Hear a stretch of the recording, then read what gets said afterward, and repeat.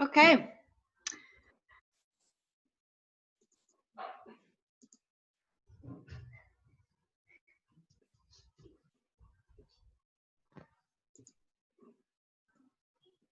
Well, we'll go ahead and get started, and just give a minute or two for everyone to kind of get in. Sarah.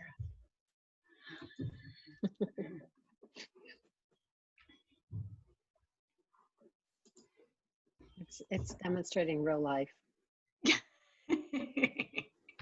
For all the students out there, I think at some point you'll meet both my kids and Deborah's kids through all these different webinars that we're running this year. So it's part of real life. All right. I think it looks like we've at least plateaued in terms of the participants getting into the room. So welcome everybody to another one of our ACAPS webinars. Today is focused primarily on parallel pathways. We have 4 panelists who are each going to kind of tell you a little bit about themselves and give some insight.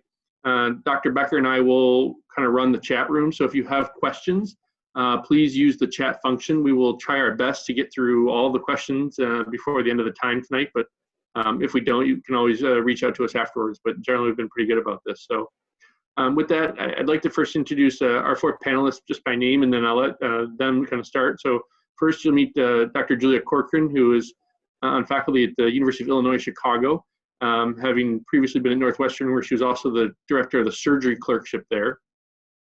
Isaac James is a 3rd-year resident, correct, Isaac, at Pittsburgh now. Rishi Reddy is a surgery clerkship director and actually a thoracic surgeon at the University of Michigan, but has lots of experience in terms of mentoring and advising students that are going into affiliated specialties such as plastics, thoracic, cardiac, vascular, and kind of their approaches to parallel pathways in general surgery and prelim years.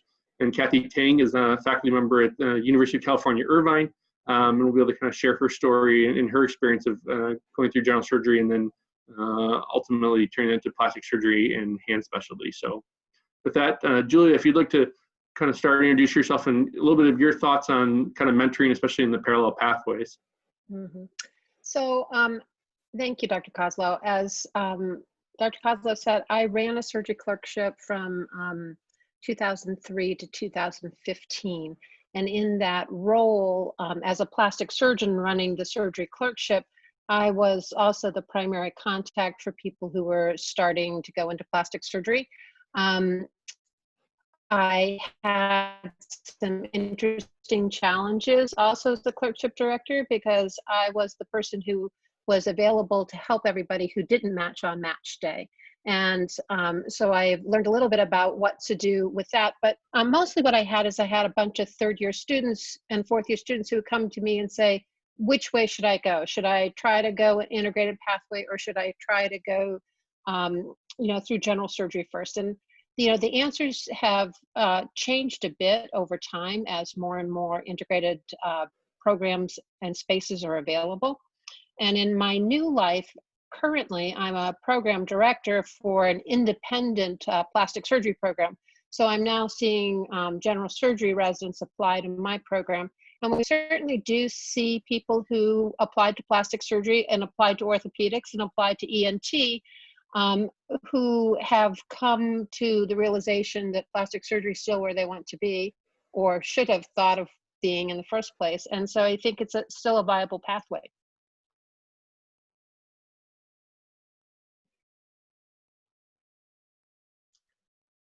Jeff, you're on mute. Sorry. Who, in your experience, so who should have a parallel pathway? So I think that part of that depends on your academics. If you look at the ARIS, matching statistics, and you are in, the lower 3rd, and you know that about 71% of people match, then that would put you in a spot where you ought to think about having a parallel pathway. Other people who should think about having parallel pathways are people who are trying to couples match sometimes. There might be only one plastic surgery program in a location, but there might also be other programs. And then another group is if you have a really specific geographic locale or type of program that you want to be part of. So those things limit some of your choices, and the more you limit your choices, the more you need to have an idea of a parallel pathway. Great. Go ahead, Doc. Go ahead. Julia, if somebody comes to you now as an independent applicant and it came out that they wanted to do plastics all along and didn't match the first time, does that change the way you view them? Does it make you view them more favorably or less favorably, or do you not even think about it at all? No, actually, I mean, I think that, you know, now that I'm sitting on the end where I'm looking at independent applicants, I think that wanting to be a plastic surgeon all along and still wanting to be a plastic surgeon, I think that's a definite pro. The other group of people we see are people who came from programs that didn't have plastic surgery exposure as students, and they discovered it as general surgery residents. But the people who've been there all along and faithful all along, I see that as a pro.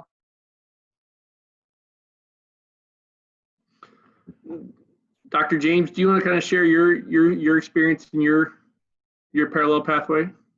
Yeah, sure. So I'm currently a fourth year, soon to be fifth year integrated resident at University of Pittsburgh. And Dr. Kozlow and Dr. Becker reached out to me really to kind of talk a little bit about the research as a parallel pathway alternative. So the short version of my story is that I originally applied back in 2014 and didn't match the first time. My backup plan at that time was I decided I wanted to do research as a backup, and I was fortunate enough to find a great lab. I worked there for 2 years and then reapplied and matched successfully at Pitt. The longer version of my story is that I really discovered my interest in plastics a little bit late in medical school and didn't really seek out the plastic surgery mentors that I needed when I first applied. I had good board scores, did a few away rotations, did reasonably well with those. I had a fair number of interviews, but kind of slipped through the cracks, so to speak. So I'll talk probably more about that later, but I think it's really important for everyone applying to have a mentor in the field who can vouch for you and knows a little bit about you. It's a small community, so that's really important. And then basically after I moved on to my plan B, which was to spend a couple of years doing plastics research, I kind of decided that to do research as opposed to doing general surgery because I really wanted to ultimately have research as part of my career. I think that if you are somebody just is going to do it as like a hoop to jump through to try to improve your application and maybe have a better chance the next time, research may not be the best choice. It's a lot of work, and if your heart's not in it, you're not going to necessarily, put the work in you need to get where you need to go with it. But for me, it worked out well, and I'm happy to answer any specific questions people have about sort of that pathway. Why don't you talk a little bit about, you mentioned 2 years and kind of what happened in the first year versus the 2 year, and your kind of experience understanding of really what time might be required for an applicant to make a research parallel pathway useful. Yeah, that's a fantastic question. So, really you can, if you're motivated and you have everything ready, and you can really hit the ground running as soon as you go in, a year might be enough for you. But my experience with research, and I think a lot of other people who have done similar things to me's experience, is that second year, you really start to get exponential gains from the work that you put in for the first year. For basic science research, it really takes a year to get things off the ground, to get things moving. And then that second year, you're really sort of reaping the rewards from everything you put in the first year. So if it's viable for you, if you have the time, if you have the financial situation or support to do it, I would really recommend doing 2 years, especially if you're interested in research, because I think you'll get more out of the experience, you'll be more productive. It'll ultimately help you more in the long run. I mean, I'm still reaping the benefits from like the skills and the connections I made, and even some of the research I did when I was in the lab, and I'm 4 years out now, so. I think if I can, and I'm going to put you on the spot, and I apologize, and you can get mad at me afterwards, I guess. When you reapplied the second time, Mhm. How did you deal with that in interviews and with questions? The fact that you had ended up doing research for 2 years and Sure. it worked out great, obviously, but how did you deal with that? I mean, my policy is to try to be totally bluntly honest about everything. So I was straight up with people. I was like, this is what happened the first time. I assessed it. I think this is what happened. This is why it didn't work out the way I planned originally, but I did this instead. Here are the things I, did that have benefited me from that, and sort of how I've grown, I think, along the process. And I think everybody was really receptive to that. It also sort of like was mentioned earlier that, if you're dedicated to it across sort of multiple sort of forks in the road, I think it's a positive, in that it shows that you're determined to really get where you want to go with it. And then do you think, in terms of research, people are going to be looking at different labs and different experiences? Do you think it's the ability to get publications? Do you think it's joining a lab that has connections in academic plastic surgery? Do you think it's just the ability to present at meetings and kind of make those connections? What do you think made the biggest difference for you? That's another excellent question. So it's a little bit of everything is important, but honestly, I think it's the connections. Like going back to the mentorship, I think that's the most important thing. Again, we have a small field. I mean, those connections can be both the person's lab you work in and people you network with and meet at conferences and talk to you about your research too. I think, it's just kind of getting yourself out there. And then when you reapply, having somebody who knows you really well, who's worked with you closely and can vouch for you, and either, write a letter of recommendation, or if needed, make a phone call and say, hey, I know what this person's like. I've worked with them before. I think that's really important in a field that's small like ours. Great. I'm going to call a quick audible and change it. And Dr. Reddy, I'm going to switch you and Dr. Tang and have Dr. Tang lead off and talk about kind of your pathway through this and how you went about it. You got to take yourself off mute. I've made the same mistake. Sure. Thank you. I had a couple parallels as well on my way to becoming a plastic surgeon. I also initially didn't match when I first applied to plastic surgery. And I ended up doing the prelim year route. So I took a preliminary year at UCSF as a general surgery resident. And then through that route, I decided to pursue general surgery training. And so the next year around, I applied to general surgery programs and actually ended up staying at UCSF because a spot opened up in my year. And then I went on via the independent route and finished general surgery residency and applied to the independent track and ended up matching at UCLA, where I completed 3 years of plastics. Went on to do a fellowship at Johns Hopkins in hand surgery, and now just completing my first year as faculty at UCI plastic surgery. It was, I think similarly, the feeling of not matching the first time around is never a good thing, and you're often faced with this conundrum of whether or not to go research route or the clinical route.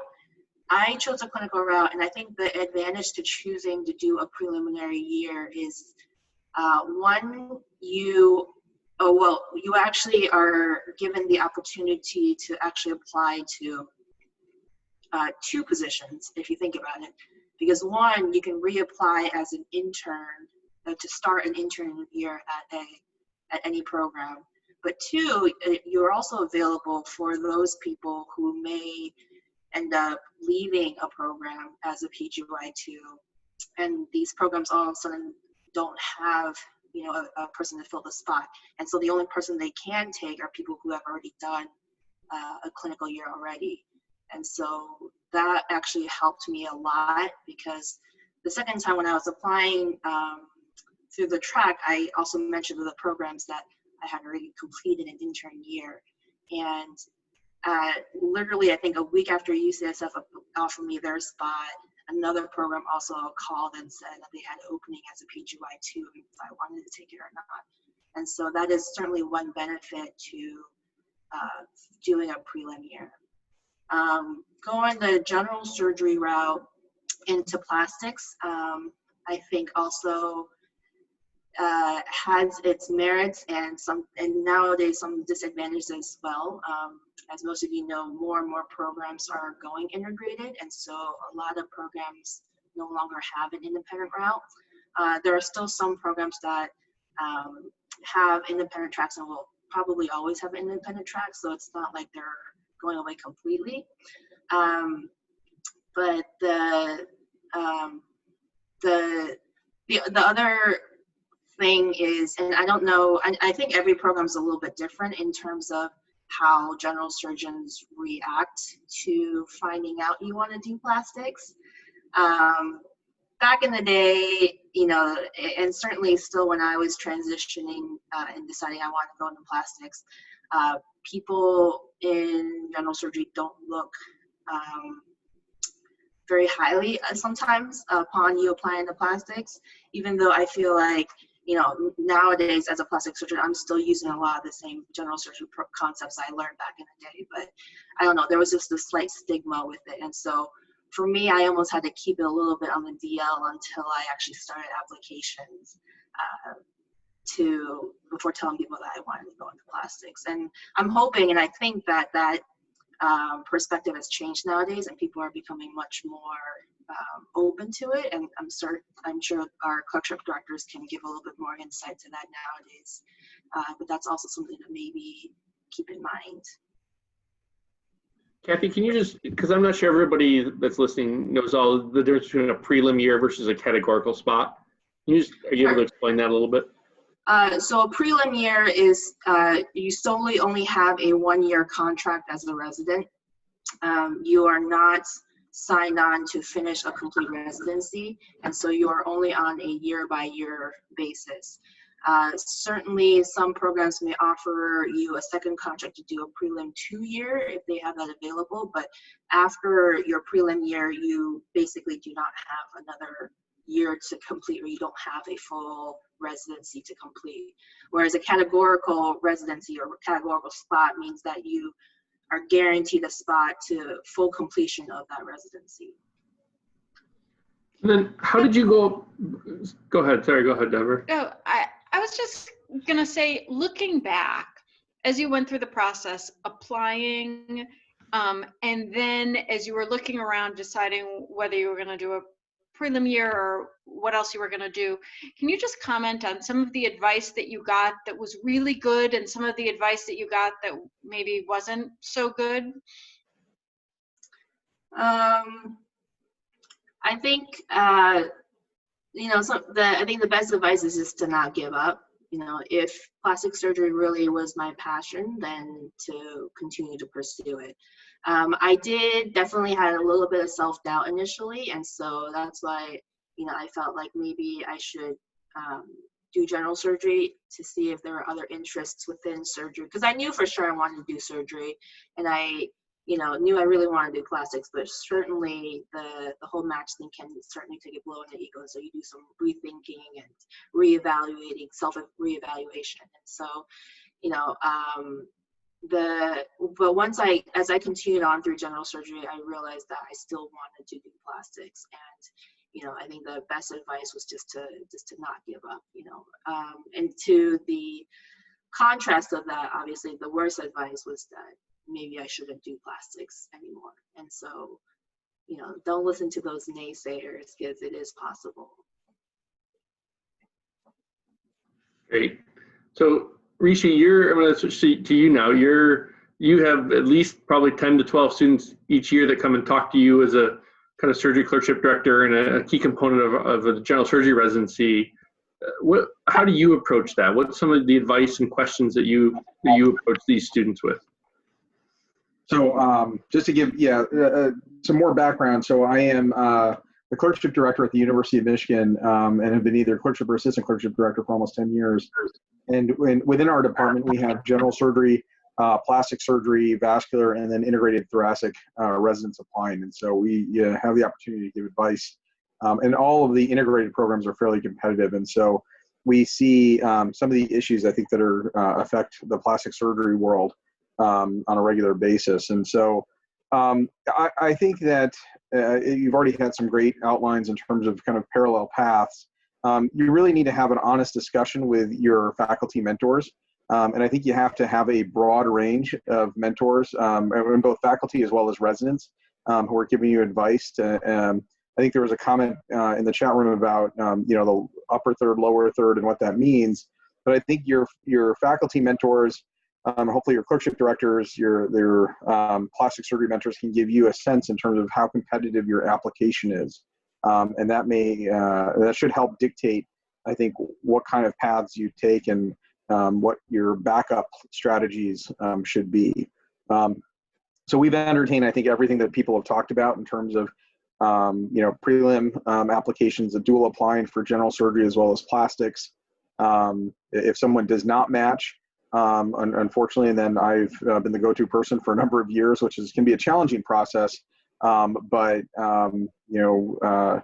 it requires a lot of work that week of match, and now it's called the scramble. In the past, it used to be called the soap. But that's where we're trying to help people find those prelim spots or potentially any remaining categorical spots anywhere around the country and apply for that. And so I think really the more prepared you are up front, especially with multiple advisors giving you their input and recognizing that we all have biases. We all have, so take everything you hear from everybody with a grain of salt. But when you compile, I think, information from a number of different people, you kind of get, I think, a good gestalt of maybe where you land and what consistent advice you'll be getting. So for those students that, after the discussions really decide that, let's say they're 50% chance of plastic surgery or something else, and so they're going to dual apply. What are your recommendations about that process in terms of going about letters, going about which programs to apply to? Maybe that's a bunch of questions, and I'm sure there's a lot of input for it. Why don't you start with first just talking about kind of your advice, Rishi, and then Julia, looks like you have some comments here too. We'll get your comments here in a second, and Kathy too. So I'll be honest, in our program, I've deferred to Dr. Kozlow for the last couple of years, who has been our go-to person for plastics, but have really helped our integrated thoracic as well as vascular applicants apply. And so I have been recommending dual applications, or in terms of 2 separate applications, 2 separate personal statements, 2 sets of letters. And I think you have to make a distinct general surgery application, and people will see on your CV and on your transcript that you've done plastic surgery sub-Is. And I think that you have to be, as Dr. James commented, you have to be blunt, you have to be honest about it. But at the same time, you also have to make a case that you're applying for general surgery and why. And not that you're applying for general surgery. Everybody knows that you want to go into plastics, that's okay. But I think that, you want to be a general surgeon and get the things out of a general surgery residency. It's unfortunate that sometimes within the general surgery world, they feel that they don't want to be a backup for some of these other programs like plastics. I'm a general thoracic surgeon, and unfortunately for their integrated thoracic residents who are applying or applicants right now, they hear a lot on the trail, well, we don't want to be a backup for cardiothoracic surgery. Well, 99.9% of cardiothoracic surgeons are board certified general surgeons or board eligible general surgeons, including myself. And so, those are at least how we advise our students. Julia, you look like you had a good answer coming there. Yeah, I really agree with Rishi that you have to have 2 separate applications and that you have to have 2 separate sets of letters. And it goes back to something that Kathy was pointing out, which is people in general surgery want to believe that you are, interested in being a general surgeon. And, you don't have to not be interested in plastic surgery. But, I think it's fair to say if you're applying to applying to general surgery, that you're interested in plastic surgery, and that you also are interested in surgery in general, and that you feel like there's a viable pathway to get to plastic surgery through general surgery. Actually, one of Dr. Koslow's co-faculty members, Ben Levy, was a student of mine, and he spent hours in my office trying to decide whether to go through general surgery to plastics or go straight into plastics, because he was interested in burn. And he didn't know how much ICU care he would really want to have. And so there can be really great reasons for wanting to apply to both to get to plastic surgery. Now, I have some thoughts about not applying to plastics and general surgery at the same program. I think it's a bad idea because you can't serve two masters. But I do think that where you apply to general surgery is important for the exact reason, once again, that Dr. Tang pointed out. There will be positions that open up. And if you've done a really good job, there is always some, there are ways to move from general surgery into plastic surgery as yet another pathway, which we haven't discussed. But if you've finished 1 or 2 or even 3 years at a program and something opens up at that same program, you want to go to a plastic surgery program that you would want to be part of.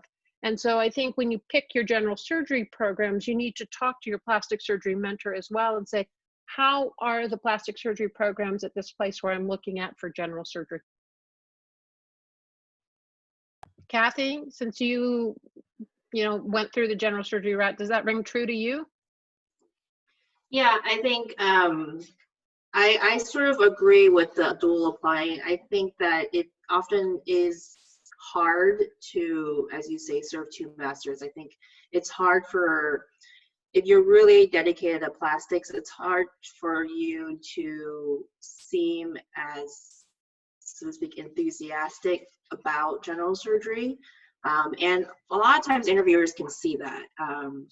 And they'll point it out. And like Isaac was saying, or Dr. James was saying, you just have to be truthful. You can't hide or lie that you're applying to 2 separate programs. You just have to tell them up front. And some people will be open to it and some people won't be open to it. And so, it may end up not being as good of a result as you would hope for. But certainly, going into general surgery is not bad. Exactly for what Dr. Corcoran just had mentioned, is that there will be spots that will open up in not only, general surgery, plastic surgery programs, and of all years too. And so having certain number of resident years on your belt makes you more eligible to apply to those positions. In fact, we just took a PGY3 general surgery, or PGY2, sorry, general surgery resident to fill a PGY3 spot here. And so there's always a possibility. The only thing I think would hurt you is if you were to go to a general surgery program that didn't have a plastic surgery program, because then you can't develop those mentor relationships that are so important to getting into plastics afterwards. Can I just add one thing? I was just going to add, be honest, but you don't also have to, necessarily drape yourself in plastic surgery during the general surgery interview. So you have to, and I tell the integrated thoracic residents the same thing, applicants, but you have to have a reason to do it. And so even though your CV is going to be screaming plastic surgery, that's okay. But why do you want to be a general surgeon? Do you want that vascular experience? Do you want that, in Dr. Levy's case, who's, do you want that critical care and burn experience? So you have to think of what's going to drive you and what's going to help you. Why do you want to be there, and have an argument for that when you go on the interview trail. If you go in and say, I just want to be a plastic surgeon, and not engage about why that program is important to you, yes, I don't think you'll be viewed favorably. Let me ask a tricky question to the same group here. So when you're picking those general surgery programs, there's a bunch of categories, right? So we've kind of talked about the categorical programs that also have plastic surgery integrated programs, and that's tough. You've got categorical programs at places that have independent plastic surgery programs, and you have other, I'm going to call them community programs, and that's not a fair term probably, but those places that are less likely to have plastic surgery training programs affiliated with them because they're typically a little bit smaller institutions. Obviously, unlike plastics where there's a limited number of options, there's lots of general surgery. What do you think is the better bang for the buck if you're kind of trying to limit what you apply to between those two groups? Can I throw out the idea that so if you are somebody who is double applying because you feel like you might not match in the first place, I think you need to really work with your mentor, as Dr. James has pointed out, to select and get an idea of what programs in plastic surgery are potential matches for you. And you're going to find that there's some programs that are going to tell you that are not very likely matches, but they might have really great general surgery programs. And I'm going to throw out the name just because, you know, it's the easy name to throw out, but Harvard. Okay. So if you know you're not going to get into Harvard plastic surgery, but you might be able to get into Harvard general surgery, and somebody might wash up and you might end up in Harvard plastic surgery. Or the worst thing that happens is you apply to plastic surgery as an independent with a Harvard degree behind you. You know, so I think that there becomes some, you know, that's where I think the general surgery programs open up for you, is once you've had an honest discussion with your preceptor in plastics about which programs are the most likely for you to actually aspire to. There was a comment in the chat at the very beginning. Can you give us what general stats would put an applicant in the lower third? And I wanted to get all of your opinions on that, but I also wanted to bring up the idea that we can't always predict of the people who apply and of the people who don't match. Some of them it was predictable based on low board scores, lack of publications, lukewarm letters, but some people are really strong applicants and not matching comes out of the blue. And so I think that that's something that kind of needs to be considered in a backup plan as well, that it's not so easy to predict if you will or won't match in plastics. So I think, you know, as far as figuring out numbers, if you look at charting the outcomes, which is published each year from the matches, it gives you an idea of across the spectrum. I think one mistake a lot of students make is they look at the mean board score and think that that is the, even though y'all have been through statistics, we all want to pretend that that's the lowest board score you can have. But we also can see from those same things what the bell curve looks like, and you can figure out where 1 standard deviation, 1.5 standard deviations, 2 standard deviations are. And so you can sort of look at yourself against people in numbers. But I think Dr. Becker has pointed out, she said the lukewarm letter word. And that's the one thing that you don't get to see your letters. And so I think really how you ask for your letters is very important, and understanding that you can actually curate your letters of recommendation. And so if I were going to go to Devra and ask her to write me a letter of recommendation, Devra and I have worked together through ACAPS, but we've never worked together clinically.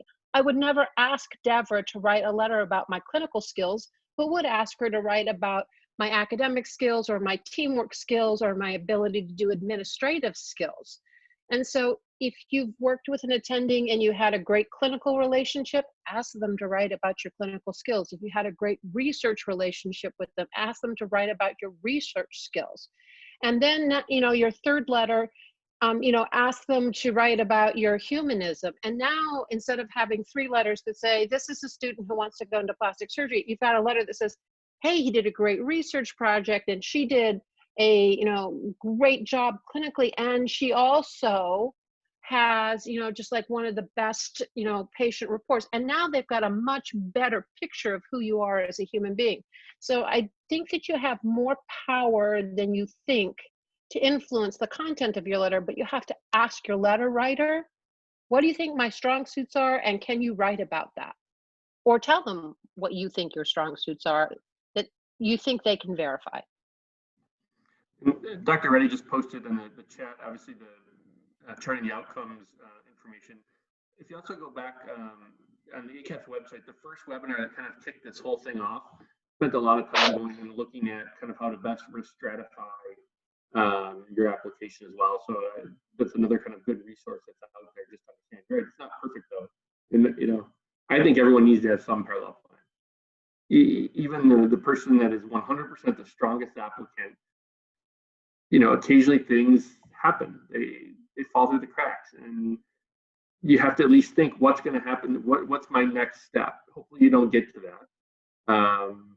But I think you at least have to have some plans Isaac, do you want to talk a little bit about, the experience of finding research, and, is it something that you think people should, if they think that's their parallel plan, they should start thinking about that now? Do they kind of keep something in mind and wait until March?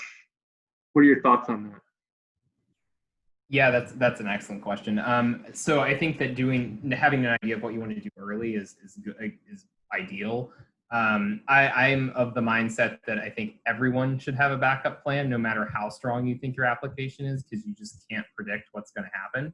And maybe how far along or how much planning you go into setting that up so that it's easy to pivot to is kind of a different calculation. If you're like a really strong applicant, you may not need to do as much. But in applying, I thought I was completely reasonably good applicant the first time around, and it didn't turn out the way I wanted. So I think for my own experience, I would say definitely have a backup plan. For me, in terms of finding the lab, so the first thing I did was I talked to residents who were at the program.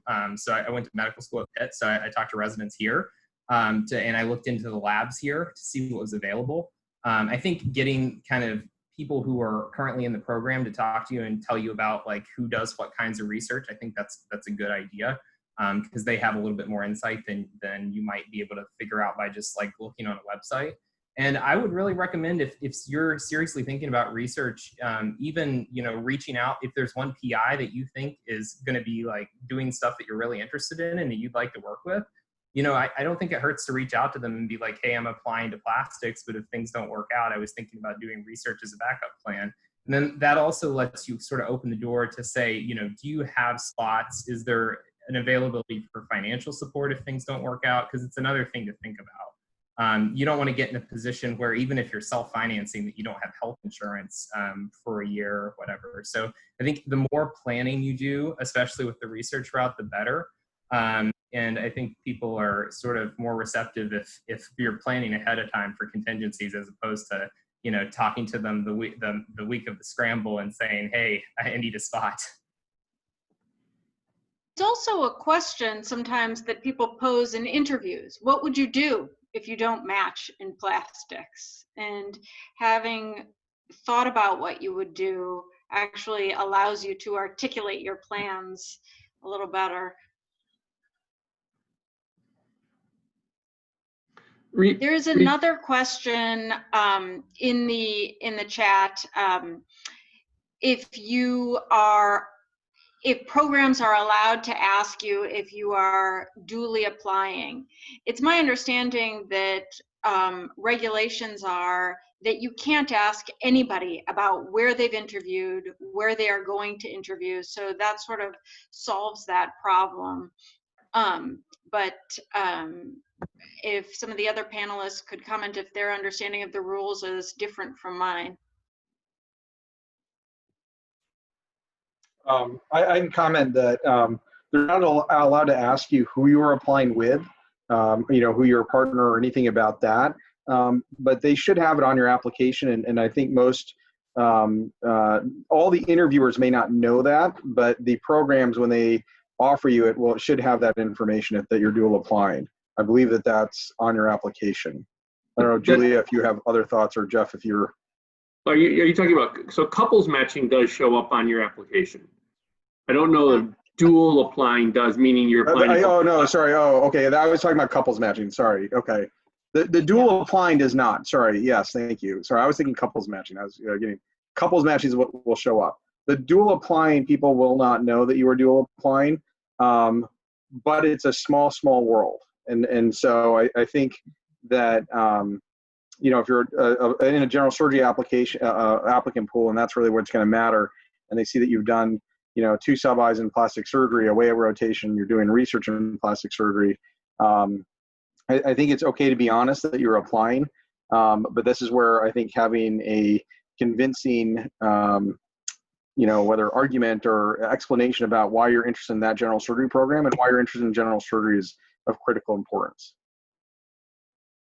I don't think in plastic surgery, if you get asked, again, the question more commonly is, what's your backup plan? I think it's rare that plastics is a backup plan or a parallel plan for someone trying to be a general surgeon. Maybe I'm wrong out there, but So, people ask you, and they're not surprised by that. They recognize how competitive it is. So I think it more comes up in the general surgery interviews potentially, because again, your application probably shows it.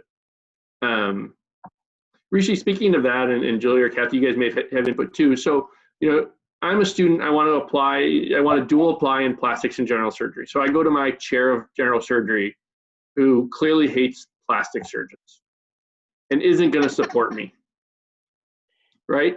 What do I do? What's the expectation? Because in plastics, we generally have this expectation you're going to have a letter from your section head or chair. It doesn't always happen, but people are kind of looking for that.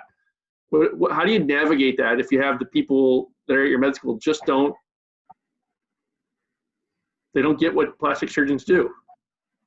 Well, I think there's two things to that. I think one, it really is the job of the faculty to help all students at their school have a career once they graduate in whatever area they would like to have their career in.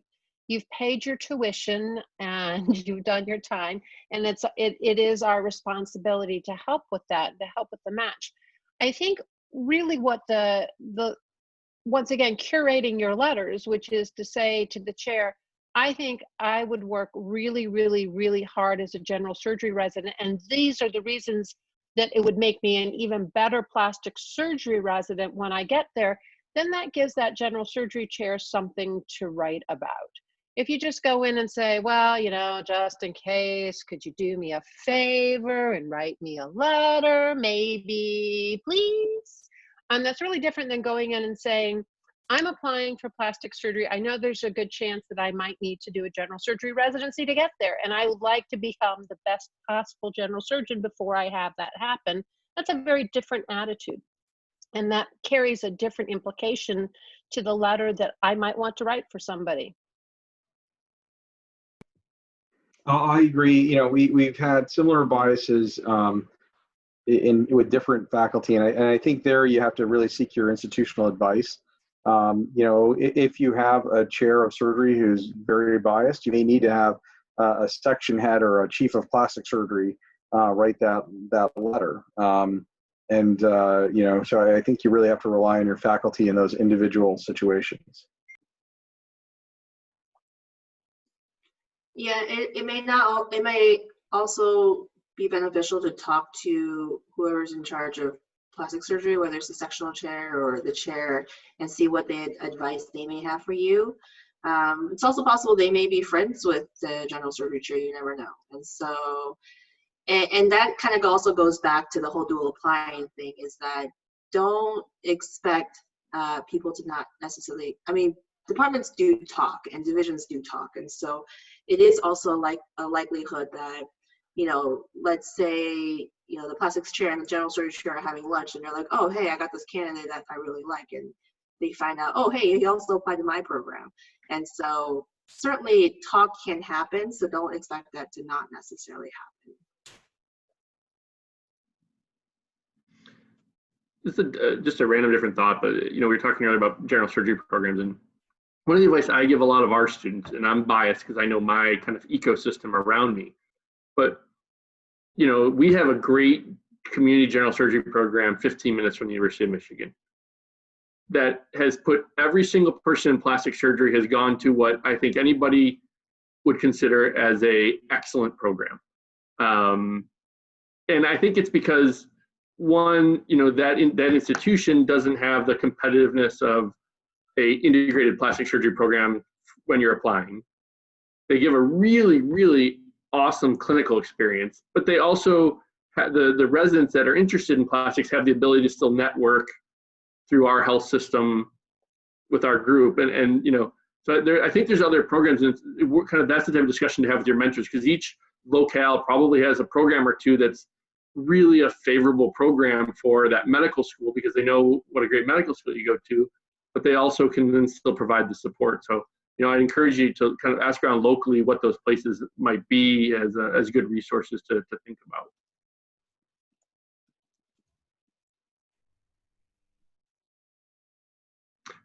Are there other questions or thoughts from the chat room? I think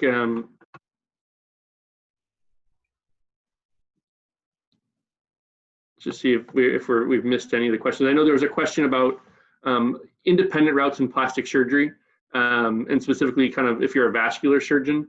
So there's a couple of different bodies that play a role in plastic surgery. There's the Plastic Surgery RRC. That's the group that is in charge of accrediting your training program and your training paradigm.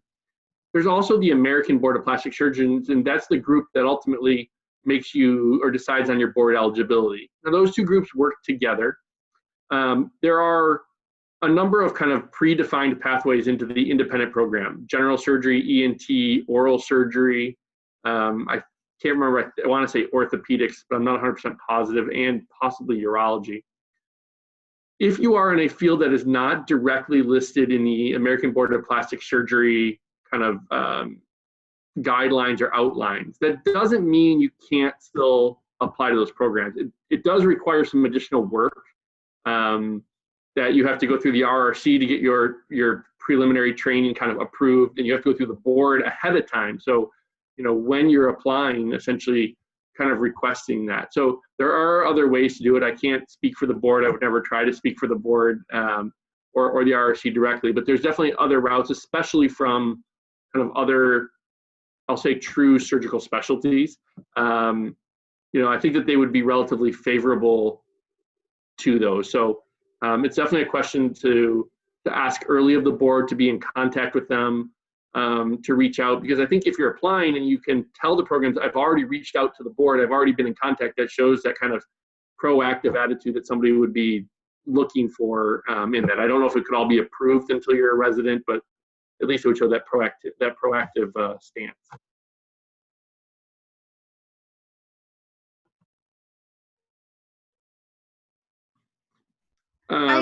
I just want to, there's another question in the chat room, but I wanted to bring something up that as you apply and as you think about your backup plan, as Isaac was saying, you want whatever plan you had to really be true to what it is that you want to do. And so when I was applying, it was very common for everybody to have a backup plan, and there was no shame. It was expected that you would apply to something else.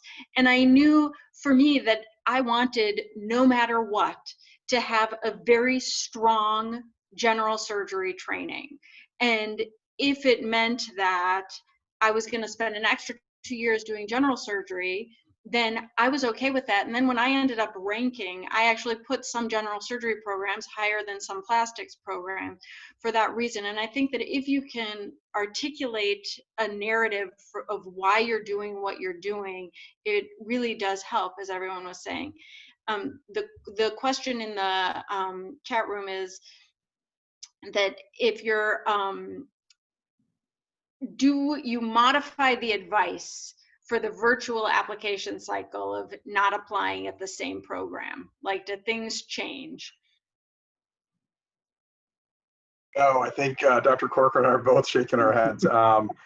You know, no one's really clear as to what, and this is, I'm actually the chair of the Clerkship Directors Committee for the Association of Surgical Education. So we have talked about this within the Surgical Directors Committee, and you know, no one is really clear what this fall is going to look like, fall through January. But there is still the same amount of faculty time needed for virtual interviews. We personally did virtual interviews for our cardiothoracic fellowships in April, and it still required a full half day, or, you know, I mean, and for us, outside of like maybe the dinner or the meal. So it is still a big investment on the program's times. And so I think the advice about that is going to be the same.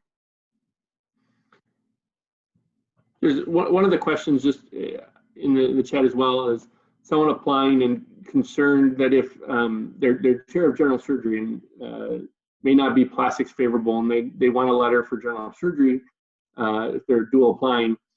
The question is, do the plastic surgery programs question whether or not you have, or why you don't have a chair of surgery letter? And I think Dr. Corcoran responded already kind of in there, and I would agree. I don't think our group, plastic surgeons don't care. They're not looking for that specifically, because they realize that, you know, you probably spent time with plastic surgeons, hopefully, or that you have other mentors. So I think we look less for that chair of surgery letter than perhaps a general surgery program. Julia? I think from curating your, the selection of who you want, you'll find that when you do these letters, we're typically used to, in the world of audition rotations, seeing 3 letters from plastic surgery. So from your home program and 2 programs that you went to visit. And oftentimes we don't see letters from anyone else. So I don't think anybody would bat an eyelash if you didn't have a chair of general surgery. But I mean, if you had a really great general surgery preceptor on your rotation and you had a good relationship with them and they could write a strong letter for you, I think having a strong letter from a surgeon about your surgeonly capacities is very good. But you're dual applying, I wouldn't waste my general surgery letters on my plastic surgery application and vice versa. I would pick 3 letters that for each application and make them the best letters for that application. There's another question. Do we need to take time off to do general surgery research if we only have publications in plastic surgery? How do we shift the optics of our plastic surgery research background? Rishi, you're shaking your head, so. I don't think you need it in general surgery. I don't know that you need to do any general surgery research. I think if you do neurology research and you're passionate about it and and you can talk about that on your interviews, I think that'll be fine. I don't think you have to do dedicated general surgery research at all. I think research is a skill set too. And so it doesn't matter if your research is actually in pediatrics. What you want to do is show that you can create a question, write an IRB, get data, analyze data, write about it. And so you may not do all of those jobs as a student on one project. And so whatever project you do, you need to own and know what you own and your work product was for that. And so you can discuss what you learn. You might have learned in the lab PCR and Western blots and all of that sort of stuff, or you may have learned how to manipulate big data. But it's a skill set, and you can transfer the research skill set from pediatrics to plastic surgery to neurology. You need to be able to describe what your skill set is. Wouldn't you say, Isaac? Yeah, I agree. I think, a lot of research is a mindset. Depending on specifically what you're doing, some of the skills are different one place to another. But I mean, I think that really it does translate well across fields, and you never know. You may have a background in pediatrics research and you did something in the lab there that then you bring to another lab that you work in later that is, has some applicability or something that you're bringing something new to the table. So I think, diversity of background is a real strength actually in applying. So wherever you come from, just kind of own where you want to go and go from there. I think it's, this is, go ahead, Kathy, sorry. Oh, I was just going to echo. I think that the most important thing about research is that people can see that you can do research and like good quality research.